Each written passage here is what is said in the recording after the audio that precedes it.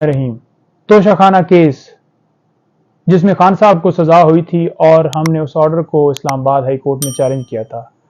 آج ہم نے واضح طور پر استدعا کی کہ اس کیس کا فیصلہ آج ہی دے دیا جائے، کیونکہ یہ ایسی سزا ہے 3 سال جو کہ فوراً سسپینڈ ہو جاتی ہے. واضح طور پر سپریم کورٹ ہائی کورٹ کا حوالہ بھی دیا، لیکن دوسری طرف سے یہ استدعا کی گئی کہ 14 دن کا ٹائم دیا جائے. ہماری تیاری نہیں ہے. الیکشن کمیشن کا یہ بیان کہ ہماری تیاری نہیں ہے، ریکارڈ نہیں ہے، کتنا مذاکرہ خیز ہے.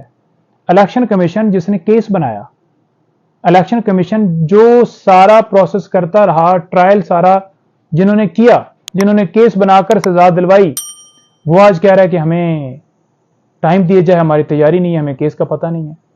جب ہائی کورٹ نے واضح طور پر لاسٹ ڈیٹ کے اوپر نوٹسز کیے تھے، ٹائم دیا تھا، ریکارڈ طلب کیا تھا، تو کیوں نہیں ریکارڈ لیا گیا؟ صرف اور صرف خان صاحب کو مزید اندر رکھنے کے لیے. ہم نے کورٹ سے استدعا کی کہ ہم بھیک نہیں مانگ رہے، ہمارا حق ہے، آج ہی فیصلہ دیا جائے. اگر آپ نے ہمارے حق میں دینا ہے دے دیں، اگر آپ نے ہمارے خلاف دینا ہے لیکن فیصلہ آج دیں. ہمیں لگا کہ کورٹ جو ہے وہ ہفتہ ڈیڑھ ٹائم دینا چاہ رہی ہے. ہم نے کہا کہ آج دیں. پھر انہوں نے کہا ہائی کورٹ نے کہ نہ ان کی مانتے ہیں نہ آپ کی مانتے ہیں، یہ جو میٹر ہے یہ پرسوں کے لیے رکھ لیتے ہیں. انشاءاللہ پرسوں اس کیس کے اندر ہر صورت آرگومنٹس ہوں گے، خان صاحب کی ضمانت ہوگی. پرسوں سے آگے انشاءاللہ ہرگز نہیں جائے گا. آج جو بہانے بنائے گئے وہ صرف اور صرف اس لیے کہ خان صاحب کو مزید رکھا جائے.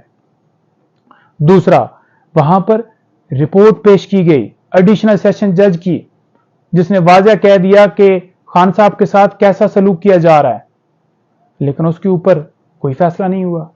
صرف 2 وکلاء کی حد تک ایکسیس دی گئی ہے.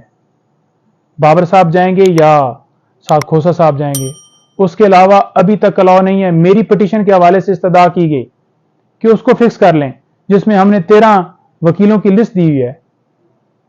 تو چیف صاحب نے کہا کہ آپ سیکرٹری صاحب سے بات کیجئے گا، نمبر بتا دیجئے گا تو ہم اس کو دیکھ لیتے ہیں، فکس کر لیتے ہیں.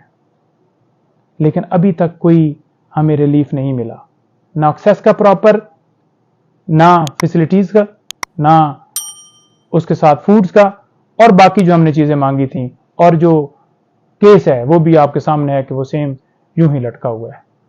اللہ خیر کرے گا، انشاءاللہ جلدی خان صاحب باہر آئیں گے.